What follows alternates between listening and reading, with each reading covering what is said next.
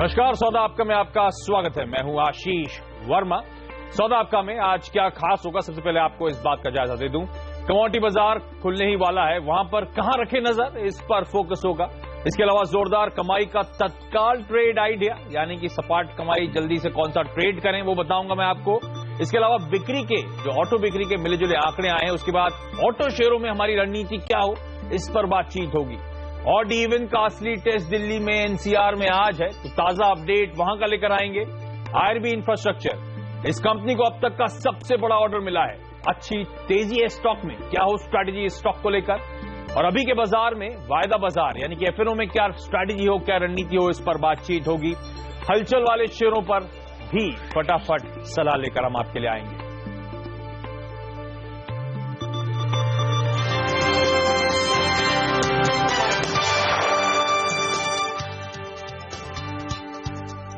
लेकिन साल के पहले कारोबारी दिन अंतर्राष्ट्रीय बाजार में क्रूड एक्शन में है। इसमें करीब 2% की जोरदार तेजी आई है। WTI क्रूड $38 के बेहद करीब पहुंच गया है। दरअसल सऊदी अरब ने ईरान से अपने संबंध तोड़ लिए हैं। दोनों देशों के बीच तनाव बढ़ने से कच्चे तेल की कीमतों को सपोर्ट मिला है। हालांकि ये तेजी अब धीरे धीरे कम हो रही है, लेकिन क्रूड में आई तेजी से सोने को सपोर्ट मिला है और कॉमिक्स पर इसका दाम फिर से $1060 के पार चला गया है। हालांकि चांदी में तेजी के बावजूद ये $13 के नीचे कारोबार कर रही है। एलएमई पर बेस मेटल्स में भी कमजोरी है।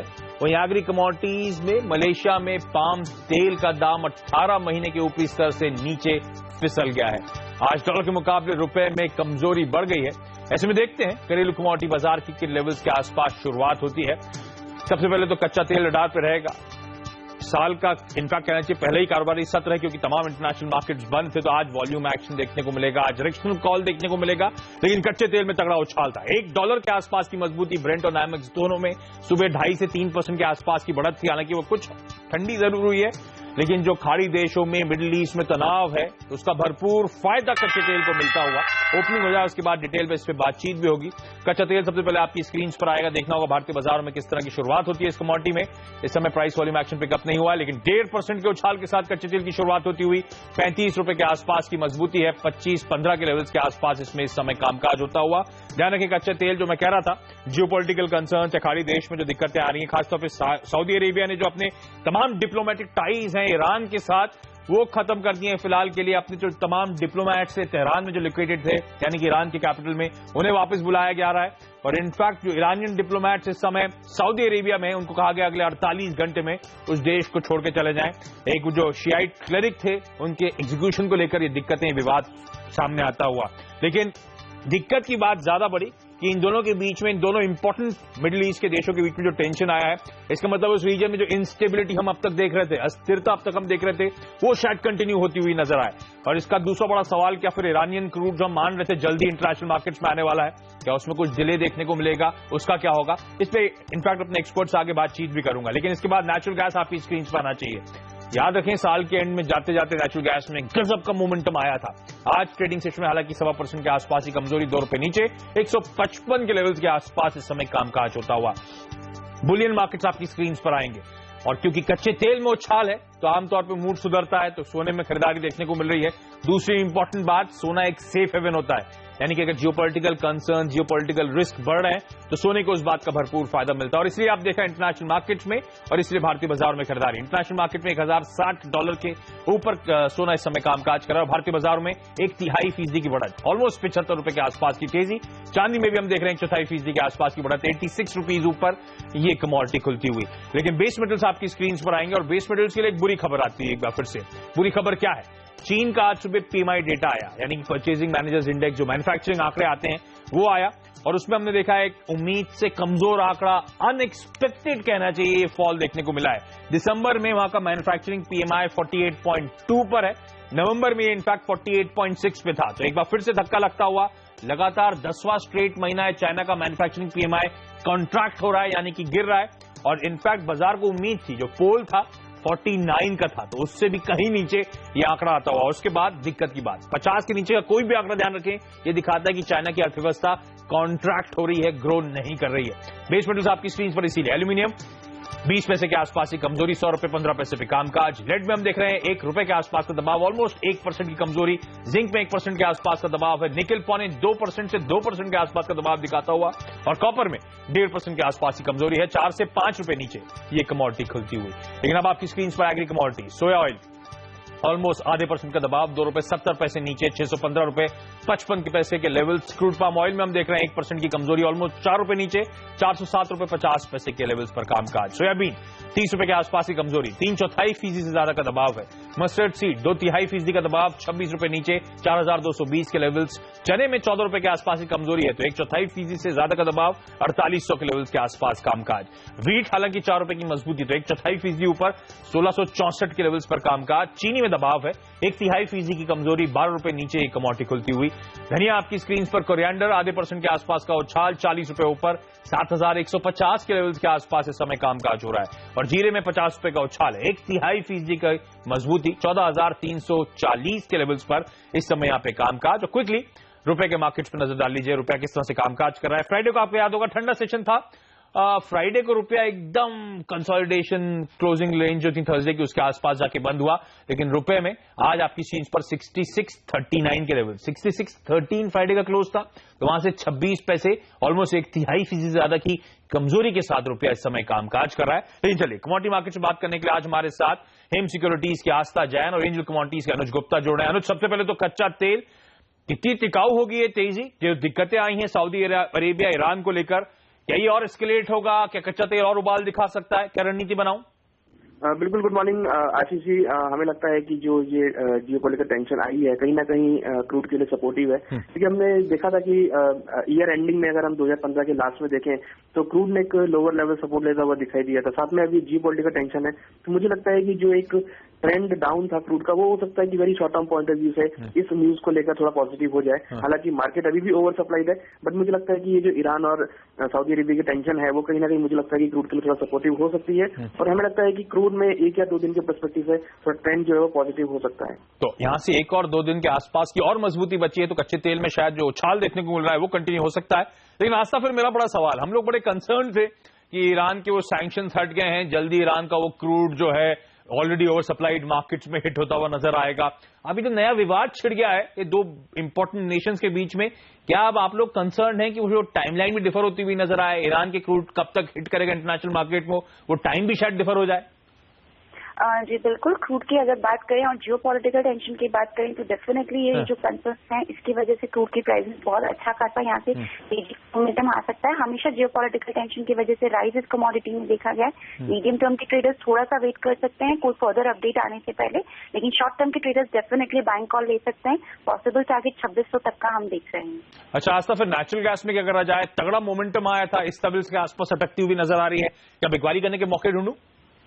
जी बिल्कुल, नेचुरल गैस की बात करें तो अभी थोड़ी सी वहाँ पे विंटर्स कम हुई हैं यूएसए में, उसकी वजह से थोड़ा सा दबाव इस कमोडिटी में देखने को मिला है। 8% के आसपास ये कमोडिटी अभी नीचे की तरफ ट्रेड कर रही है। गोइंग फॉरवर्ड शॉर्ट टर्म के ट्रेडर्स यहाँ पे शॉर्ट कॉल ले सकते हैं 156 के लेवल के आसपास। वो पॉसिबल टारगेट शॉर्ट टर्म में 150 से 148 का रह सकता है। अनुज, इससे पहले, हालांकि कहने में डर लगता है, इससे पहले जब जियोपॉलिटिकल कंसर्न्स आए थे तब यूरोप से इमिनेट हो रहे थे, उसके बावजूद सोने में कोई खरीदारी देखने को नहीं मिली थी। वो जो सेफ हेवन डिमांड थी वो नदारत थी। इस बार फिर से जियोपॉलिटिकल कंसर्न्स आ गए, इस बार वो खाड़ी देशों से उभरे हैं। सोने में इस समय तो हल्का बहुत उछाल देखने को मिल रहा है, $1060 के ऊपर सोना इंटरनेशनल मार्केट्स में कामकाज कर रहा है, भारतीय बाजारों में मजबूती है। क्या ये कमोडिटी भी कुछ खरीदारी और देख सकती है? क्या खरीदारी करने के मैं इस समय मौके ढूंढूं? देखिए आशीष जी, मुझे लगता नहीं कि इस न्यूज से ज्यादा इम्पैक्ट पड़ेगा। हाँ, इस न्यूज से इम्पैक्ट अगर क्रूड पे पड़ता है और क्रूड के भाव अगर बढ़ते हैं तो उसके बाद हम देखेंगे कि गोल्ड में एक स्पॉट आता हुआ दिखाई देगा। बट रिसेंटली मुझे लगता है कि ऐसा मेजर रिएक्शन गोल्ड पे देखने को नहीं मिलेगा, क्योंकि इस न्यूज का इम्पैक्ट जो है वो बेसिकली क्रूड पे ज्यादा पड़ेगा रेदर देन की गोल्ड पे ज्यादा इम्पैक्ट पड़े। तो मुझे लगता है कि गोल्ड सिल्वर सबड्यूड रहेंगे, रेंज बाउंड मार्केट रहेगी, बट क्रूड के अंदर मुझे लगता है कि इस न्यूज का इम्पैक्ट ज्यादा पॉजिटिव रहेगा। ओके, तो अगर कच्चा तेल वाकई उठता है तो शायद सोने में खरीदारी देखने को मिले, क्योंकि ध्यान रखें जो ऑयल लेड इन्फ्लेशन होता है, यानी कि कच्चे तेल की कीमतों से जो बढ़त होती है उसके चलते जो महंगाई बढ़ती है, उसका एक नेचुरल हेज माना जाता है गोल्ड को, तो इसीलिए वहां पे फिर खरीदारी इवेंचुअली देखने को मिलती है। अदरवाइज सेफ हेवन बिड्स ज्यादा नहीं देखने को मिलेंगी, वो खरीदारी नहीं आएगी। लेकिन अनुज, मैं शुरुआत में कार्यक्रम के हाईलाइट कर रहा था किस तरह से चाइना की पीएमआई डेटा बेहद कमजोर आया है। पिछले महीने से दबाव, उम्मीद से कहीं दबाव, 10 महीने से लगातार कॉन्ट्रैक्शन, 10 महीने से लगातार जो पीएमआई डेटा आ रहे हैं कमजोरी की तरफ इंडिकेशन दे रहे हैं। ऐसे में ये बेस मेटल्स के मार्केट ने किस हद तक इस खबर को पचा लिया है और क्या दबाव और देखने की आशंका है? रणनीति क्या बनाऊं? कोई स्पेसिफिक क्वांटिटी आपने अगर आइडेंटिफाई की हो? देखिए, चाइना का जब भी इम्पैक्ट पड़ता है तो बेस मेटल में हम देखते हैं कि इम्पैक्ट पड़ता हुआ नजर आएगा। और हमने देखा कि आज बेस मेटल जो है वो नेगेटिव टेरिटरी में खुले हैं। मुझे लगता है कि जो चाइना की करेंसी डिवैल्यूट हुई है, काफी दिनों के बाद दोबारा से मार्केट में करेक्शन आता हुआ दिखाई दिया है। मुझे लगता है कि अब ये जो इम्पैक्ट रहेगा वो बेस मेटल में नेगेटिव ही रहेगा। तो मेरा व्यू ये है कि अगर इस न्यूज को अगर नजर में रखना है तो बेस मेटल में ट्रेड कर सकते हैं, बिकवाली करके ट्रेड कर सकते हैं। चाहे अगर हम कॉपर की बात करें या अगर हम जिंक की बात करें, तो मुझे लगता है कि दोनों ही के अंदर बिकवाली करके ट्रेड किया जा सकता है। ओके, तो यहाँ पे बिकवाली करने के मौके ढूंढे। दबाव में आज शुरुआत भी हुई है और अभी भी शायद दबाव और कंटिन्यू होता हुआ नजर आया चाइना की सुस्त ग्रोथ के आंकड़ों के बाद। लेकिन आज तक एग्री कमोडिटीज में कहा नजर है आपकी? कोई ट्रेड्स आपने आइडेंटिफाई कर रहे हो हमारे व्यूअर्स के लिए आज मैम?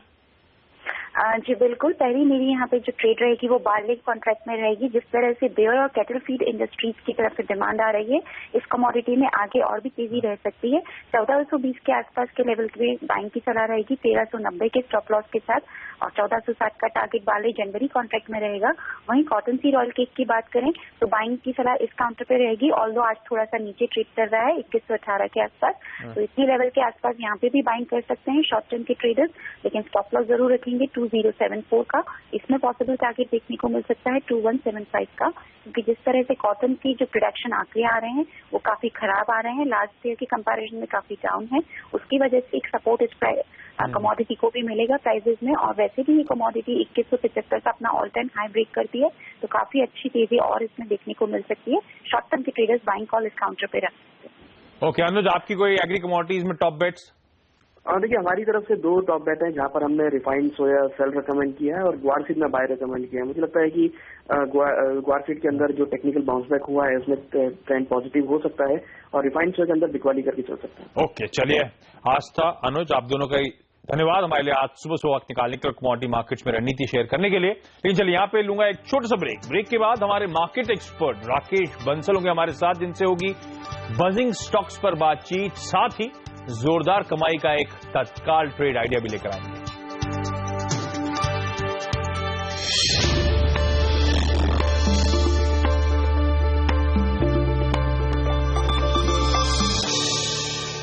ब्रेक के बाद आपका स्वागत है और अब इक्विटी मार्केट पे फोकस करते हैं। और ध्यान रखें, भारतीय बाजारों में आज हफ्ते का पहला कारोबारी सत्र और इनफैक्ट क्योंकि इंटरनेशनल मार्केट्स खुले हैं तो एक्चुअली कहना चाहिए साल का पहला ट्रेडिंग सेशन है फ्राइडे के बाद। फ्राइडे तो बड़ा ठंडा सेशन था, 1,18,000 करोड़ रुपए के आसपास के दिन भर में वॉल्यूम हमने देखे थे।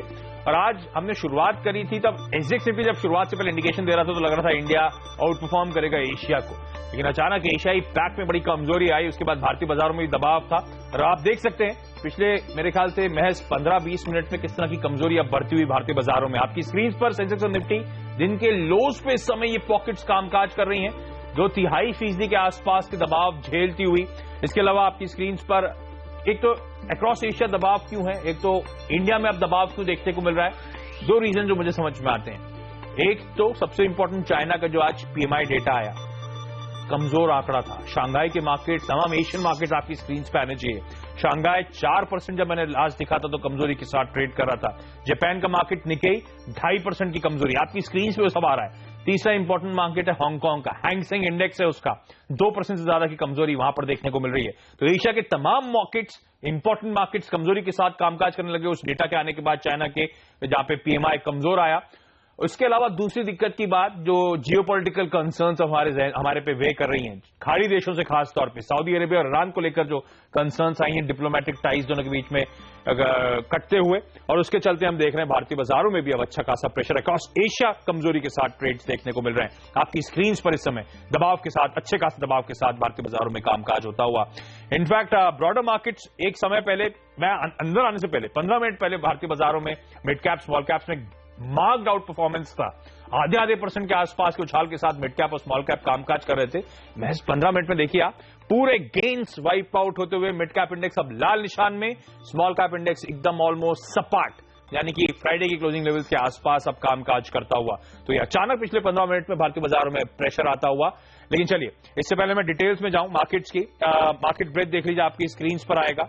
एक समय था जब एडवांसेस के फेवर में चल रहे थे हम, और अब आपकी स्क्रीन पर रेशियो एकदम स्क्यूड होता हुआ धीरे धीरे गिरने वाले शेयरों की संख्या लगातार बढ़ रही है।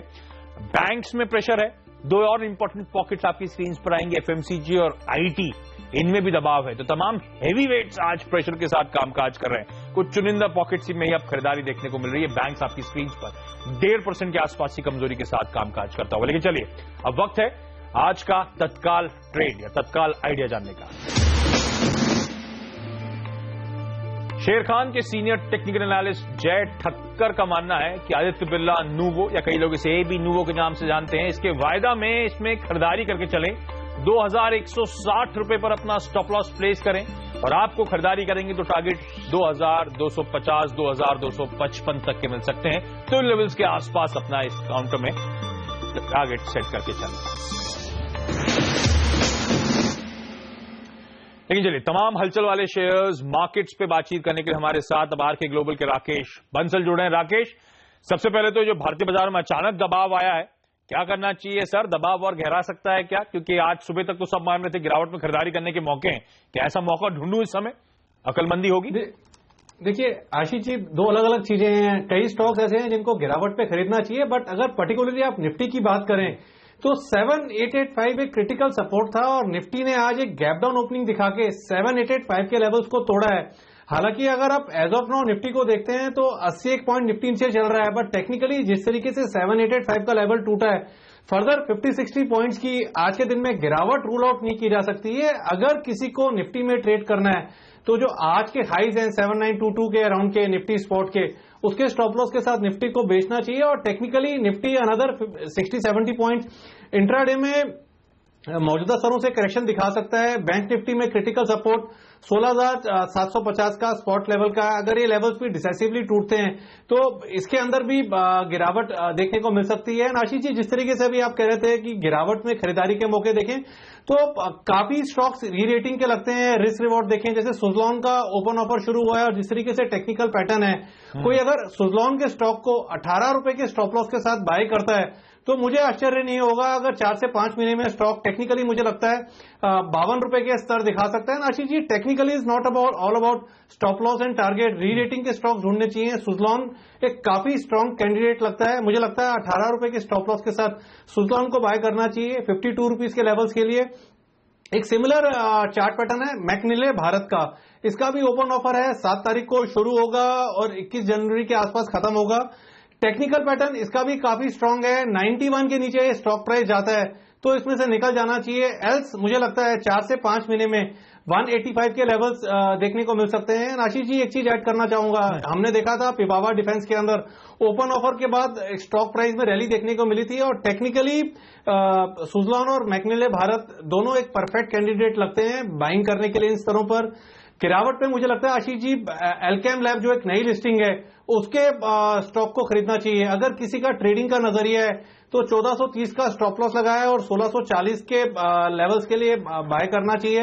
ऐसा आशीष जी, ये भी एक री रेटिंग का कैंडिडेट लगता है। फार्मा के अंदर P20 की पी पर ट्रेड कर रहा है और मार्केट ही एक्सपेक्ट कर रही है कि क्वार्टरली रिजल्ट्स के बाद 75-80 की ईपीएस रिपोर्ट होगी। तो मुझे लगता है कि 6 महीने में 2000 रुपए और साल भर में 3000 रुपए के भाव एल्केम लैब्स में देखने को मिल सकते हैं। ये 3 एक बेहतरीन स्टॉक आइडियाज हैं। एज अ डिस्क्लोजर इन तीनों स्टॉक्स में मेरा निजी निवेश भी है और हमने अपने क्लाइंट्स को भी रिकमेंड करा है। और किसी का अगर ट्रेडिंग का नजरिया है तो आशीष जी अशोका बिल्डकॉन, जितने भी कंस्ट्रक्शन स्टॉक्स हैं उनके टेक्निकल स्ट्रक्चर काफी बेहतरीन है। अशोका बिल्डकॉन पर नजर रखनी चाहिए।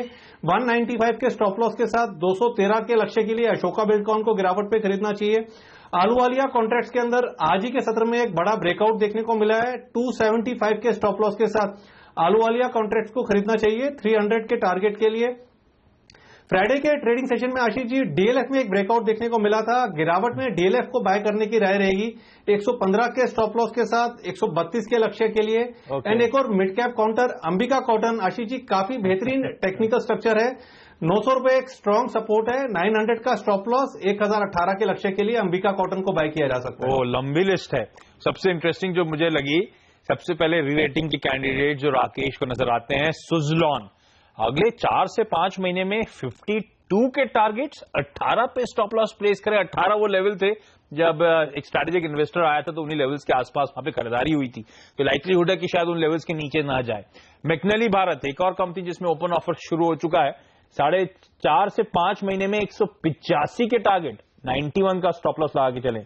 एल्केम लेबोरेटरीज, हालांकि राकेश ने काफी सारे फंडामेंटल्स और वैल्यूएशंस को हाईलाइट करा है, 6 महीने में 2000, 12 महीने में 3000 तक के लेवल्स के लिए अप्रोच किया जा सकता है। ट्रेडिंग के लिहाज से भी 1640 के टारगेट, 1430 के स्टॉप लॉस के साथ। इसके अलावा अशोका बिल्डकॉन खरीदारी करें, ट्रेडिंग के लिहाज से 213 के टारगेट, 195 के स्टॉप के साथ। अहलुवालिया कॉन्ट्रैक्ट 300 के टारगेट, 275 के स्टॉप लॉस के साथ। डीएलएफ में गिरावट में खरीदारी करने के मौके ढूंढे, और अंबिका कॉटन एक और राकेश की पिक जहां पे उनका मानना है खरीदारी करके चलना चाहिए। तो लंबी लिस्ट है इस कमजोर बाजार में, जहां पे आप चाहें तो खरीदारी करके चल सकते हैं, लेकिन कई सारे स्टॉक्स हैं जो आज की ट्रेडिंग सेशन में बज कर रहे हैं, यानी कि बड़ी हरकत है ऊपर या नीचे की तरफ वॉल्यूम्स के साथ। राकेश से उन स्पेसिफिक स्टॉक्स पे कॉल लूंगा इस छोटे से ब्रेक के बाद।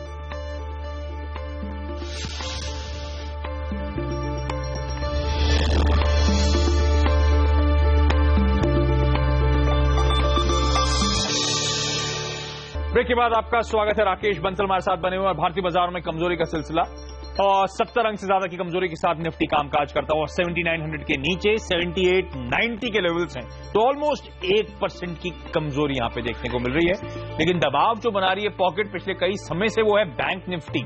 आज भी अंडर परफॉर्मेंस है और निफ्टी से ज्यादा दबाव है। 1.5% के आसपास कमजोरी के साथ बैंक निफ्टी कामकाज कर रहा है, और इनफैक्ट तमाम दिग्गज जो प्राइवेट सेक्टर बैंक्स हैं उनकी भी पिटाई हो रही है आज के ट्रेडिंग सेशन में। तो ICICI bank, Kotak Mahindra bank, IndusInd bank 1.5 से 2% के आसपास का दबाव। निफ्टी के one of the top losers में ये लिस्ट में शुमार है।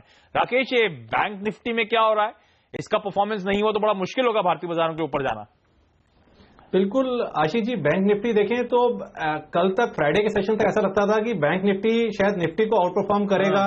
टेक्निकली बैंक निफ्टी का स्ट्रक्चर एक नीचे में एक अच्छा बेस बना है। 16,750 का जो सपोर्ट है, क्रिटिकल सपोर्ट है।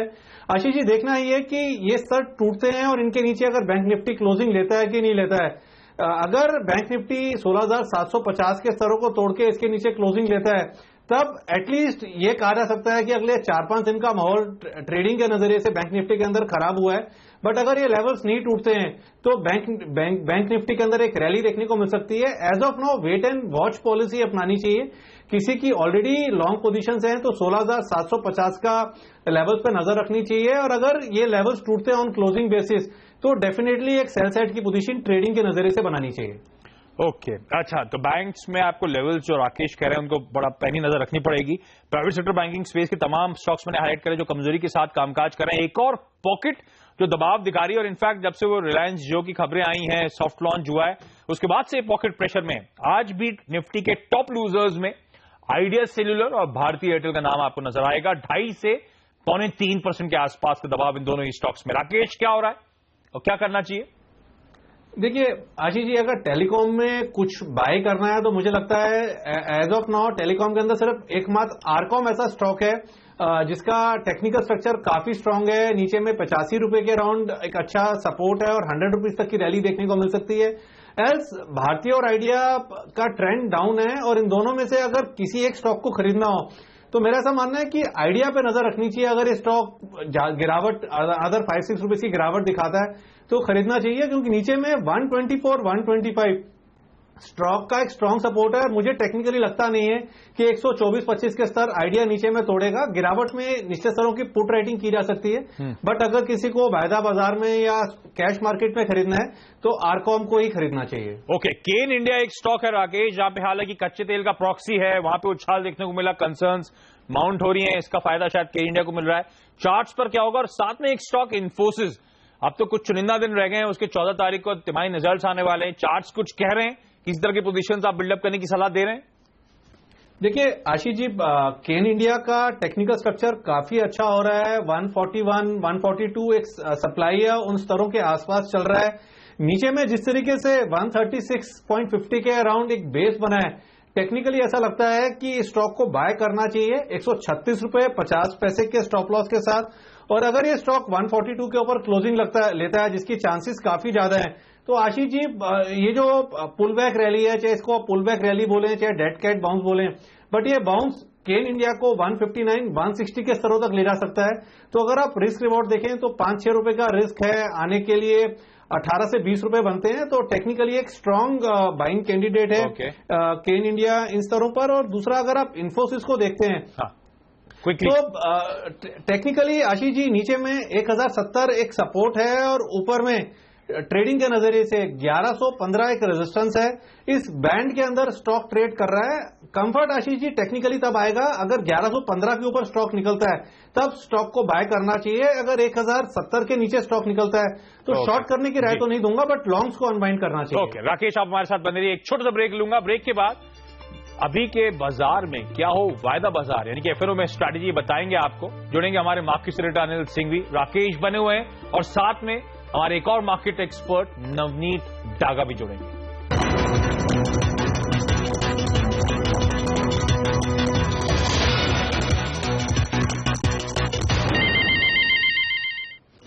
गिरावट के साथ हुई हफ्ते की शुरुआत। सेंसेक्स 250 अंकों से ज्यादा टूटा। निफ्टी 7,900 के नीचे फिसला। बैंक निफ्टी में 1.5% से ज्यादा की गिरावट।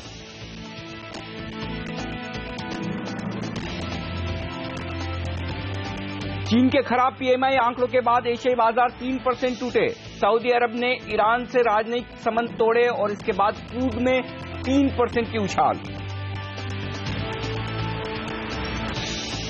नेशनल हाईवे के लिए 10,000 करोड़ रुपए का ऑर्डर मिलने के बाद आईआरबी इंफ्रा का शेयर 6% उछला।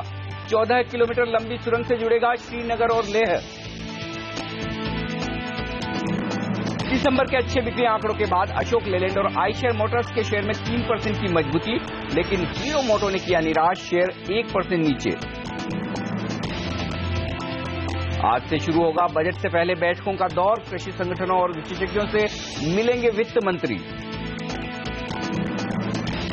और क्रिकेट प्रशासन में सुधार पर लोढ़ा कमेटी आज सुप्रीम कोर्ट को सौंपेगी रिपोर्ट।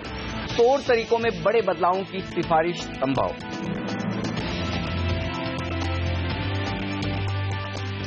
ट्रेडर्स हॉटलाइन में आप सबका स्वागत है। नमस्कार, मैं हूं अनिल सिंघवी। इससे पहले कि हम वायदा कारोबार के पर फोकस करें और हमारे दर्शकों के सवाल लें, फोकस करते हैं एक शेयर पर जिसके लिए नया साल काफी बेहतरीन साबित होता दिख रहा है। जी हां, आईआरबी इंफ्रा आज का स्टार परफॉर्मर। स्टॉक में है 6% से ज्यादा की मजबूती और शानदार खरीदारी होती दिख रही है। और वजह है कि 10,000 करोड़ से ज्यादा का ऑर्डर मिला है। आईआरबी इंफ्रा को दक्षिण पूर्व एशिया की सबसे बड़ी सुरंग मिलने का ऑर्डर मिला है और ये ऑर्डर 10,000 करोड़ से ज्यादा का है। इसी पर बातचीत करते हैं। हमारे साथ जुड़ रहे हैं कंपनी के सीएमडी वीडी महेश्कर। महेश्कर साहब, स्वागत है आपका सीएनबीसी आवाज पर। नए साल की शुभकामनाएं। वाकई में नया साल आपकी कंपनी के लिए काफी बेहतरीन साबित हुआ है। पहले ही कारोबारी दिन में आपको बेहतर ऑर्डर मिला है। पहले डिटेल्स बताएं इस ऑर्डर की। ये साउथ ईस्ट एशिया का सबसे लंबा टनल होगा और इसकी लंबाई अराउंड 14 किलोमीटर होगी। इसमें जो टोटल प्रोजेक्ट कॉस्ट है वो 10,000 करोड़ की होगी, जिसमें 6,500 करोड़ के करीब उसका कंस्ट्रक्शन कॉस्ट होगा और इसको 7 साल में पूरा किया जाएगा। ये एक एन्युटी प्रोजेक्ट है जो कंसेशन पीरियड इसका 22 साल रहेगा और 15 साल में हमको एन्युटी की तरह एन्युटी गवर्नमेंट ऑफ इंडिया से मिलेगी इसके रिकवरी की तरफ। सर, ये प्रोजेक्ट में कामकाज की शुरुआत कब आप करेंगे और कब तक पूरा होगा? ये प्रोजेक्ट शुरू होगा अक्टूबर 16 से और उसके आगे 7 सालों में ये 6,500 करोड़ का कंस्ट्रक्शन पूरा किया जाएगा।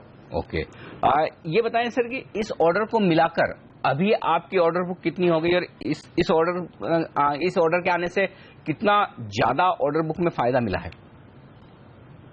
ऑर्डर बुक इस ऑर्डर के ऐड होने के बाद ऑर्डर बुक जो है वो अब करीब 16,000 करोड़ के ऊपर चला गया है, जो ऑलमोस्ट डबल हो गया है जहां था वहां से।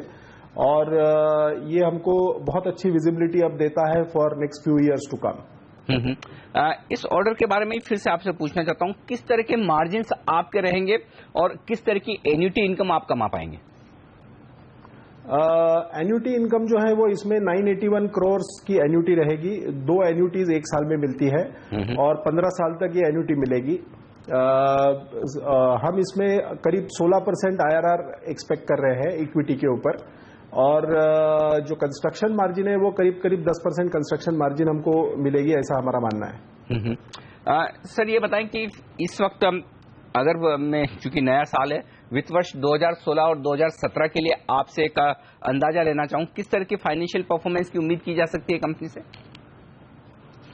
देखिए, फाइनेंशियल परफॉर्मेंस गाइडेंस तो हम नहीं देते, बट ये इतना जरूर कह सकते हैं कि पहले 2 क्वार्टर से आगे के 2 क्वार्टर जो होंगे वो ज्यादा बेटर होंगे, बिकॉज उसमें कंस्ट्रक्शन प्रोग्रेस ज्यादा होगी, plus Ahmedabad Baroda project operational होने की वजह से उसका रेवेन्यू भी ऐड होगा। तो जो लास्ट 2 क्वार्टर हैं वो पहले 2 क्वार्टर से बेहतर होंगे। पूरा साल अगर हम देखेंगे तो पिछले साल से 10, 12, 15% तक की बेटर परफॉर्मेंस हमको आने की उम्मीद है पूरे साल में।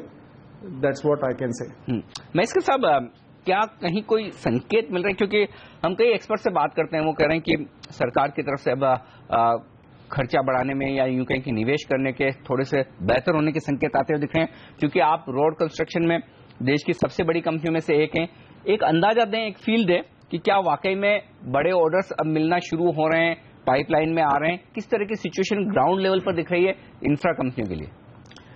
देखिए, इतना बड़ा ऑर्डर तो इस वक्त मेरे हिसाब से कहीं और रोड में अनाउंस्ड नहीं है। ये हालांकि एक वन ऑफ था, बट टोटल ऑर्डर बुक में काफी इजाफा दिखाई दे रहा है। अच्छी विजिबिलिटी देखने में आ रही है। काफी सारे बीओटी प्रोजेक्ट्स इस वक्त बिडिंग स्टेज में है। तो जो ट्रैक्शन पाइपलाइन का दिख रहा है वो the pipeline of order book looks quite good at this point in time. तो एक मोटा मोटी मैं आपसे अंदाजा लूं, क्या 2015 के मुकाबले में 2016 में जो ऑर्डर्स मिलेंगे आपके सेक्टर की कंपनियों को, आपको इस ऑर्डर को छोड़ दें, तो क्या वो बेहतर होंगे? ये अंदाजा लगाना ठीक होगा? Yes, one can hope for that. Okay, एक और बात आपसे पूछना चाहता हूं, रोड कंस्ट्रक्शन के क्षेत्र में, हाईवे के क्षेत्र में, यहां पर किस तरह का आप देख रहे हैं कि ऑर्डर पाइपलाइन बन सकती है सरकार की तरफ से अगले साल 1.5 साल में? देखिए, ऑर्डर बुक पे तो मैंने जैसे कहा कि government has announced that they want to award around 10,000 kilometre के प्रोजेक्ट्स वो अवार्ड करना चाहते हैं, जिसमें आधे प्रोजेक्ट जो होंगे वो करीब बीओटी पे होंगे और आधे ईपीसी पे होंगे। और काफी सारे रिफॉर्मिस्ट चीजें उन्होंने ऑलरेडी की है। तो उसकी वजह से जैसे लैंड एक्विजिशन प्राइस है, तो land acquisition cost they have improved a lot, तो उसकी वजह से उनको लैंड एक्विजिशन करने में तकलीफ कम हो रही है। काफी सारे रिफॉर्म्स गवर्नमेंट ने किए हैं, जिसकी वजह से सेक्टर में काफी काम करना आसान होता हुआ दिखाई दे रहा है। साहब, आपका हमारे लिए वक्त निकालने के लिए और बहुत बहुत बधाई आपको इस बड़े ऑर्डर पर। उम्मीद करें कि अगला साल या यूं कहें कि ये वाला साल 2016 और बेहतर साबित हो ऑर्डर्स के लिहाज से। तो आईआरबी इंफ्रा का स्टॉक आज जबरदस्त प्रदर्शन करता हुआ दिखा है। 6% की शानदार मजबूती यहां पर दिख रही है। 17% माफ कीजिएगा, 17% ओपन इंटरेस्ट में इजाफा होता दिख रहा है। 10 लाख शेयर आज वायदा कारोबार में नए जुड़े हैं। तो वायदा कारोबार पर ही फोकस करते हैं। हमारे साथ वायदा कारोबार के जाने माने एक्सपर्ट नवनीत डागा हमारे साथ कार्यक्रम में शामिल हो रहे हैं इंडिया इन्फोलाइन के, और साथ ही राकेश बंसल तो हमारे साथ है ही। लेकिन उससे पहले आपको बता दें, इस वक्त दिसंबर में मैन्युफैक्चरिंग पीएमआई के डेटा आपकी स्क्रीन पर आते हुए दिख रहे हैं। 28 महीनों के निचले स्तर पर पहुंचा है ये पीएमआई का डेटा, और 50 पॉइंट के ऊपर का जो था वो घटकर अब 49.1% रह गया। 50.3% से घटकर महीने दर महीने यहां पर दिसंबर में मैन्युफैक्चरिंग पीएमआई में गिरावट आती हुई दिखी है। बाजार उस पर रिएक्शन भी देता हुआ दिखा है। 265 अंकों का नुकसान है। पहले आज चीन के पीएमआई डेटा खराब आए थे, लगातार 9 महीने खराब प्रदर्शन, उससे दुनिया भर के बाजारों का मूड बिगड़ा। भारतीय बाजारों में अब 7,900 के आसपास कारोबार हो रहा था, लेकिन हमारे पीएमआई डेटा देखने के बाद निफ्टी 20 पॉइंट और फिसला है। अब लगभग 7,880 के आसपास कारोबार करता हुआ दिख रहा है, और मेरे ख्याल से ये दिन का निचला स्तर है। जी हाँ, 7878 ये है आज का लो लेवल जो निफ्टी ने बनाया है, 7,878 का। 265 अंक नीचे सेंसेक्स है। मिड कैप इंडेक्स मुश्किल से हरे निशान में बने रहने की कोशिश करता हुआ दिख रहा है। हालांकि यहाँ प्रदर्शन काफी बेहतर कहा जाएगा, खासतौर से तब जबकि आप बैंक निफ्टी को देखें, 1.5% से ज्यादा का नुकसान है। 250 पॉइंट फिसला है बैंक निफ्टी। निफ्टी फ्यूचर्स पर एक बार नजर डाल लें, किस तरह की पोजीशंस आज निफ्टी फ्यूचर्स में बनी है। डिस्काउंट और प्रीमियम पर भी एक बार की नजर डाल ली जाए। डिस्काउंट प्रीमियम घटकर सिर्फ 6 पॉइंट की रह गई, और ओपन इंटरेस्ट में 9 लाख शेयरों का इजाफा बता रहा है कि शॉर्ट्स बनते हुए दिख रहे हैं। मंदी की पोजीशन आज के सेशन में, तो एक राय निफ्टी पर ही ली जाए। नवनीत डागा हमारे साथ बताएं। नवनीत, क्या ट्रेड लेंगे आप इस वक्त निफ्टी पर?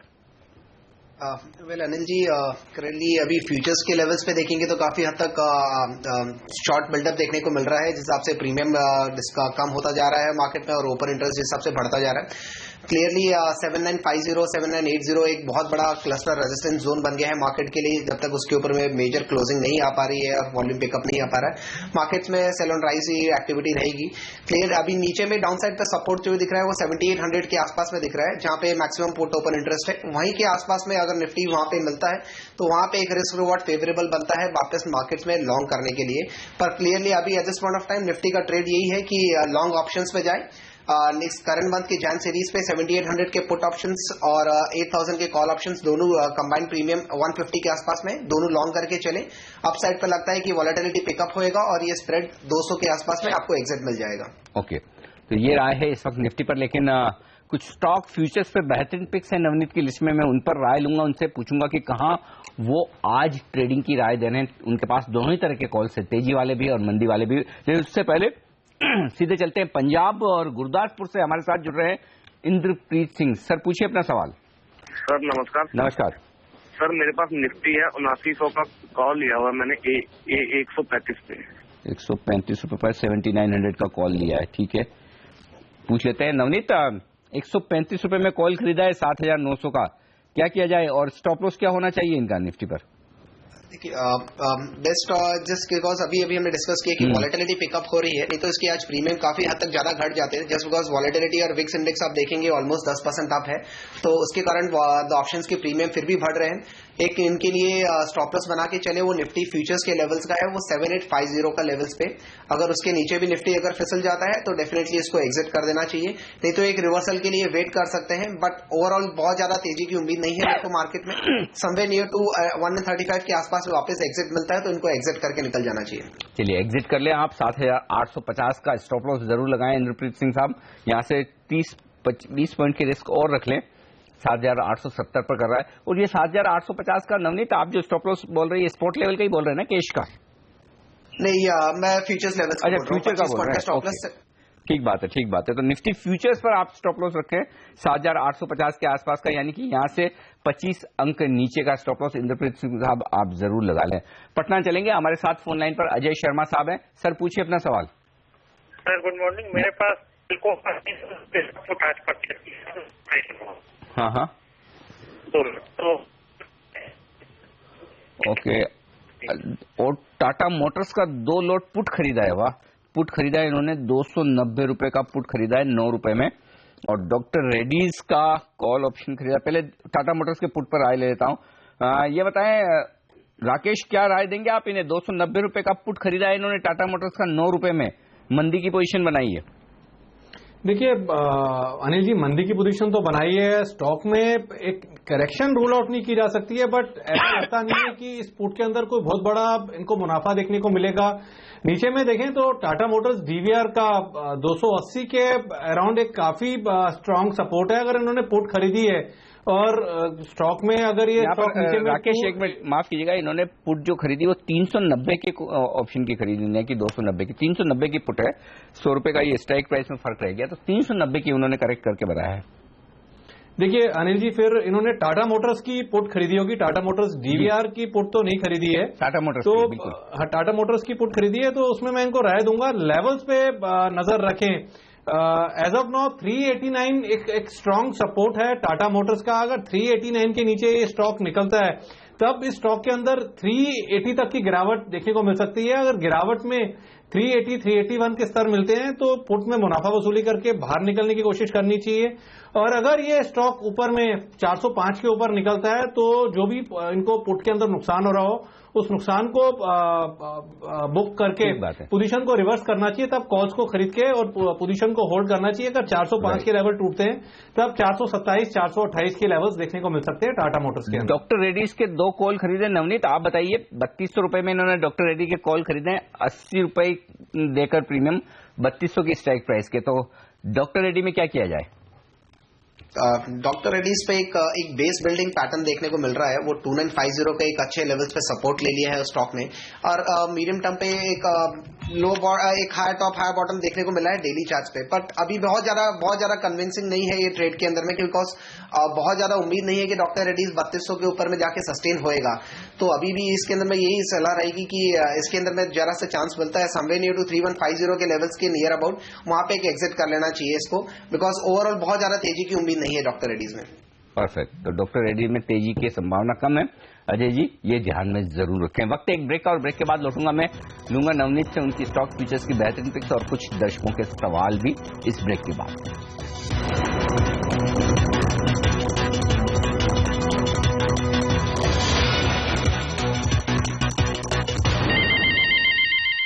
और यहां पर आप देख सकते हैं बाजारों में कमजोरी 300 अंकों की हो चुकी है। दिन के निचले स्तर पर कारोबार होता दिख रहा है सेंसेक्स और निफ्टी में।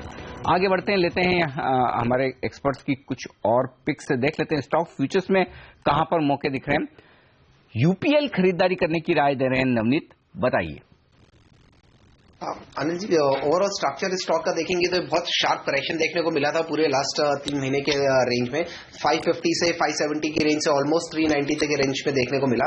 अभी इस स्टॉक में एक अच्छा अप ट्रेंड देखने को मिल रहा है, और mid cap sectors mid cap stocks थोड़े से डिफरेंट चल रहे हैं मार्केट से। स्टॉक स्पेसिफिक एक्शन देखने को मिल रहा है मार्केट में। इस स्टॉक के अंदर में काफी हद तक बहुत ही अच्छा रोल ओवर्स देखने को मिले। 80% से ऊपर पोजीशंस नेक्स्ट मंथ में रोल हुई। इसके लिए अभी भी इस स्टॉक के अंदर अप ट्रेंड जारी रह सकता है। 340 से 342 की रेंज में एंट्री ले सकते हैं। नीचे में 332 पे एक स्टॉप लॉस रखें, और अपसाइड पे सॉरी मैं लेवल्स वापस रिपीट करता हूं, 440 की रेंज पे ले सकते हैं, और 432 का एक 432 का एक स्टॉप लॉस मेंटेन करें। अपसाइड पे 454 से 460 तक के लेवल्स देखने को मिल सकते हैं। चलिए 440 के आसपास नहीं, 432 का स्टॉप लॉस रखें। ये राय यूपीएल में खरीदारी की तरफ नवनीत की तरफ से। अगले दर्शक हमारे साथ जुड़ चुके हैं फोन लाइन पर इस वक्त दिल्ली से, अभय जैन। जैन साहब पूछिए अपना सवाल। के अंदर इन्वेस्ट करना चाहते हैं, इसके लिए बताएंगे। हेलो, हाँ जैन साहब जरा जोर से बोलेंगे, आपकी आवाज नहीं पहुंची हम तक, बताइए। अशोक लेलैंड में इन्वेस्ट करना चाहते हैं। ओके, अशोक लेलैंड खरीदना चाहते हैं, क्या डिलीवरी लेना है या वायदा कारोबार में, फ्यूचर्स में? ठीक है, फ्यूचर्स में। चलिए ठीक बात है, तो अच्छे नंबर्स के दम पर अशोक लेलैंड में आज मजबूती है। नवनीत क्या राय होगी इनके लिए? फ्यूचर्स में अशोक लेलैंड खरीदना चाहते हैं, खरीदना सही है या फिर कोई कॉल ऑप्शन आप खरीदने की राय देंगे? मैं बेटर कॉल के साथ में जाऊंगा, बिकॉज अशोक लेलैंड में अभी आप फ्यूचर्स में नजर डालेंगे और स्टॉक ऊपर है, ऊपर इंटरेस्ट थोड़ा बहुत शेड होता हुआ दिख रहा है। एक स्मॉल शॉर्ट कवरिंग टाइप का मूव दिख रहा है आफ्टर द न्यूज फ्लो। इसलिए बेटर है कि अगर ऐसे मार्केट के अंदर, वॉलेटाइल मार्केट के अंदर में अगर हमको ट्रेड करना है, तो अशोक लेलैंड के अंदर बेस्ट है कि आप थोड़ी सी दूर की कॉल ऑप्शंस खरीदे। अगर बहुत लंबी तेजी देखने को मिल सकती है अगर स्टॉक में, तो 95 की 94 के लेवल्स के ऊपर में, तो अभी भी आप 95 के कॉल ऑप्शंस ले सकते हैं, जो समवेयर नियर टू 1.9 1.2 की रेंज में मिल रहे हैं। ये बहुत ही लंबा मंथ है, अभी भी काफी दिन पड़े एक्सपायरी के लिए, तो कॉल ऑप्शन ज्यादा बेटर चॉइस है। ओके, बंगलुरु चलेंगे, हमारे साथ निशित जुड़ रहे हैं इस वक्त फोन लाइन पर। पूछिए सर, क्या जानना चाहते हैं आप? सर मैं अभी क्या टाटा मोटर डीवीआर का जानुआरी सीरीज का एक लॉट ले सकता हूँ? ओके, टाटा मोटर्स पर राय हमने ली थी यहाँ पर राकेश से। टाटा मोटर्स डीवीआर खरीदना चाहते हैं फ्यूचर्स में। नवनीत आप राय दें, आपका क्या कहना है? Well, Tata Motors DVR again stock almost same react कर रहा है। मंदी देखने को काफी डाउनसाइड देखने को मिल रहा है स्टॉक में। ओवरऑल स्ट्रक्चर देखेंगे तो टाटा मोटर्स 405 और डीवीआर समवेयर नियर टू 300 के आसपास में आके स्टक हो जा रहा है। वहां के ऊपर में, उसके ऊपर में तेजी नहीं मिल रही है अभी। फॉर द टाइम बिंग मैं इनको बोलूंगा कि अवॉइड करें ये लेवल के लिए। समवेयर नियर टू 282 281 के रेंज पे अगर टाटा मोटर्स डीवीआर वापस एंट्री मिलती है, तो वहां के रेंज पे इनको लेना चाहिए with stop loss of 275। Okay, तो ये राय है टाटा मोटर्स की डीवीआर पर थोड़ी गिरावट में खरीदारी का मौका देखें। चलिए ब्रेक में जाने से पहले आपकी एक और कॉल लेना चाहता हूं फ्यूचर्स की। नवनीत, आपने भारतीय एयरटेल को शॉर्ट करने की राय दी है, बताइए। ओवरऑल टेलीकॉम स्टॉक्स के अंदर में कुछ स्टॉक्स लाइक आइडिया, भारती काफी ओवरऑल बेयरिश अंडरटोन के साथ में ट्रेड कर रहे हैं मार्केट में। इनके अंदर में एक बहुत अच्छा स्पर्ट देखने को मिला था ऑलमोस्ट भारतीय एयरटेल में समवेयर नियर टू 310 के लेवल से ऑलमोस्ट 345 तक के लेवल्स पे। वहां पे एक मीडियम टर्म एवरेज है जहां पे 345 के लेवल्स पे काफी रेजिस्टेंस है। तो समवेयर नियर टू 335 336 की रेंज पे स्टॉक के अंदर में एंट्री ले सकते हैं शॉर्ट साइड पे, और नीचे ऊपर में 345 का एक स्टॉप लॉस मेंटेन करके चले, और नीचे पे डाउन साइड टारगेट जो बन रहा है वो समवेयर नियर टू 320 के आसपास बन रहा है।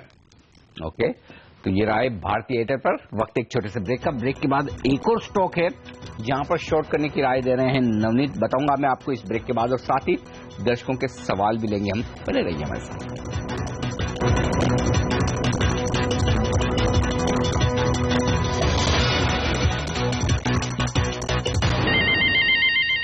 राकेश बंसल और नवनीत डागा हमारे दोनों एक्सपर्ट्स हैं हमारे साथ, और नवनीत ने यूपीएल में खरीदारी करने की राय दी, वहीं भारतीय एयरटेल में शॉर्ट पोजीशन बनाना चाहते हैं नवनीत। लेकिन नवनीत की लिस्ट में एक और स्टॉक है जहां पर वो शॉर्ट पोजीशन बनाना चाहते हैं, वो भी निफ्टी का एक दिग्गज शेयर अल्ट्राटेक सीमेंट। बताइए नवनीत। देखिए, अल्ट्राटेक का पैटर्न ओवरऑल काफी बियरिश है का स्टॉक अपसाइड पे और बहुत काफी रेजिस्टेंस फेस कर रहा है समवेयर नियर टू 2850 के रेंज पे। आज का ओपन इंटरेस्ट डेटा देखेंगे तो जिसके अंदर में बहुत ही हद तक काफी बड़े शॉर्ट्स देखने को मिल रहे हैं। Almost 12% open interest fresh buildup हुआ है, और उसके साथ में अगर रोल ओवर्स डेटा देखेंगे तो काफी सीमेंट स्टॉक्स में काफी वीक थे इन नंबर्स टर्म्स, शेयर्स टर्म्स। तो इसके अंदर में एक स्ट्रक्चरली वीक पैटर्न बन रहा है। अभी भी ये समवेयर नियर टू 2800 के लेवल्स और 2790 से 2800 के लेवल्स पे इसके अंदर में एंट्री ले सकते हैं एक शॉर्ट साइड पे। नीचे में डाउन साइड टारगेट्स बन रहे हैं वो 2720 के लेवल्स तक के देखने को मिल सकते हैं, और एक अपसाइड पे रेजिस्टेंस पॉइंट है जहां पे 2840 का एक स्टॉप लॉस मेंटेन करके चल सकते हैं। ओके, हमारे अगले दर्शक हमारे साथ हैं दिल्ली से। आज दिल्ली से कई सारे दर्शक हमारे साथ जुड़ रहे हैं। अशोक श्रीवास्तव साहब हैं हमारे साथ फोन लाइन पर। सर पूछिए, क्या जानना चाहते हैं आप? जी, मैंने इंजीनियर्स इंडिया का 260 का कॉल 8 रुपए पे लिया है फ्राइडे को। ओके, मैंने 12 बजे के शो में ही ये कॉल ली थी। राइट। तो इसके बारे में जानना चाहता हूँ, कब एग्जिट और कब तक होल्ड कर सकता हूँ। चलिए, आप दिल्ली से हैं तो दिल्ली के एक्सपर्ट से आपको राय दिलवाई जाए। राकेश बंसल हमारे साथ। राकेश जी, इन्होंने खरीदा है 260 रुपए का कॉल EIL का 8 रुपए के प्रीमियम देकर। बताइए क्या करें अभी इस वक्त? देखिए अनिल जी, इन्होंने जैसे बताया शुक्रवार के दिन खरीदा था, और शुक्रवार के दिन ही हम देखें तो 245 के ऊपर स्टॉक ने क्लोजिंग ली थी। चार्ज के ऊपर एक मेजर ब्रेकआउट हुआ है, और टेक्निकली अगर हम देखें तो इस सीरीज के अंदर ऊपर में 277, 278 तक की रैली क्लियरली देखने को मिल सकती है। मैंने राय दूंगा पोजीशन को होल्ड करना चाहिए, और नीचे में 232 के लेवल पर नजर रखनी चाहिए। अगर ये लेवल्स टूटते हैं तब इनके जो कॉल ऑप्शन की प्रीमियम है तब टेक्निकली दिक्कत में आएंगे। एल्स टेक्निकल स्ट्रक्चर इंटैक्ट है, और जितनी बड़ी इंटेंसिटी का ब्रेकआउट है मुझे लगता है ऊपर में 277, 278 के लेवल्स इस सीरीज में देखने को मिलेंगे। अगर 277, 278 के लेवल्स आते हैं तो उस तरह के अराउंड मुनाफा वसूली करनी चाहिए। ठीक बात है, तो थोड़ा सा इंतजार करें। श्रीवास्तव साहब, पैसा बनेगा, ऐसा आप ही के दिल्ली के हमारे राकेश बंसल भी कह रहे हैं। चलिए, अगला मैं सवाल उससे पहले एक ऑप्शंस की रणनीति ले लेता हूं। नवनीत हमारे साथ है। नवनीत, बताइए कौन सा ऑप्शन ट्रेड करेंगे आज? अनिल जी, बैंक निफ्टी के बेस्ट ऑप्शन है इसकी वॉलेटिलिटी लॉन्ग पे जाएंगे निफ्टी के अंदर में 7800 के पुट ऑप्शंस पे लॉन्ग ट्रेड, और साइमल्टेनियसली 8000 के कॉल ऑप्शंस पे लॉन्ग ट्रेड। दोनों का कंबाइंड प्रीमियम लेंगे, दोनों बाय करना है ऑप्शंस। अपसाइड पे combined premium at this point of time 150 के लेवल्स पे है, और मेरे को लगता है कि ये जस्ट बिकॉज वॉलेटिलिटी मार्केट के अंदर में बढ़ेगी तो ऑप्शंस के प्रीमियम बढ़ सकते हैं। उसके अंदर में टारगेट्स मिल सकते हैं समवेयर नियर टू 210 से 220 के लेवल्स पे, और एक नीचे में स्टॉप लॉस बना के चल सकते हैं 110 के स्टॉप लेवल्स पे। परफेक्ट, तो ये राय है आपके लिए। लेकिन अगर आपको ऑप्शंस में ट्रेड करना है, 7800 का पुट खरीदें, 8000 का कॉल खरीदें, ताकि आपको बड़ा मूव किस भी तरफ आए तो उसका फायदा मिल सके। अगले दर्शक फिर दिल्ली से इस बार, क्या बात है आज दीपक हमारे साथ इस वक्त फोन लाइन पर। सर पूछिए अपना सवाल। Good morning Anil ji. Morning sir. Sir, मैंने टाटा स्टील का एक लॉट शॉर्ट कर रखा है 254 के रेट पे। 254 में किसको शॉर्ट किया आपने? टाटा स्टील। राइट, ठीक है, आपके लिए राय लेते हैं। नवनीत, फटाफट बताएं, टाटा स्टील 254 का शॉर्ट किया हुआ है, क्या करना चाहिए? मेरे हिसाब से इसके अंदर में निकल जाना चाहिए, या फिर एक ऊपर में स्टॉप लॉस मेंटेन करके चल सकते हैं 264 के लेवल्स पे। स्ट्रक्चरली स्टॉक अभी भी अप ट्रेंड पे है, शॉर्ट करना नहीं बनता है यहाँ पे। ओके, शॉर्ट करना गलत हो सकता है। 264 का स्टॉप लॉस लगाकर दीपक जी 2-3 रुपए की और रिस्क ले लें, या फिर अपने भाव के नजदीक वगैरह आए तो फिर आप अपनी पोजीशन को काट लें। वक्त है हमारे दोनों एक्सपर्ट से विदा लेने का। राकेश और नवनीत, शुक्रिया आपका ट्रेडर्स हॉटलाइन में हमारे साथ जुड़कर बाजार और तमाम स्टॉक्स पर अपनी राय हमें शेयर करने के लिए। लेंगे एक ब्रेक, और ब्रेक के बाद आशीष फिर से जुड़ेंगे हमारे साथ। वो लेकर आएंगे शेयरों पर फटाफट सलाह, और उनके साथ होंगे बाजार के जाने माने टेक्निकल एक्सपर्ट रजत बोस इस ब्रेक के बाद।